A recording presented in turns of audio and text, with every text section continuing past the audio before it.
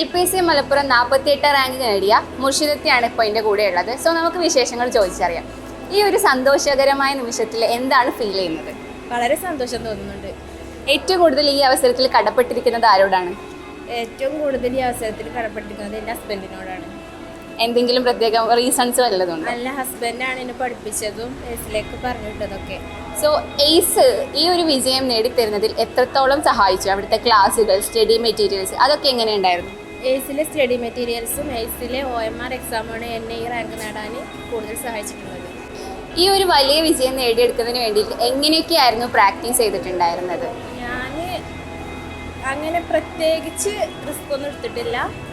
എയ്സിൽ തരുന്ന മെറ്റീരിയൽസൊക്കെ വായിച്ച് എക്സാം പോയി എഴുതി അതിന് നല്ലൊരു വിജയം നേടാൻ സാധിച്ചു. സോ ഇതുപോലെ പ്രിപ്പയർ ചെയ്യുന്ന ഒരുപാട് വിദ്യാർത്ഥികളുണ്ട്.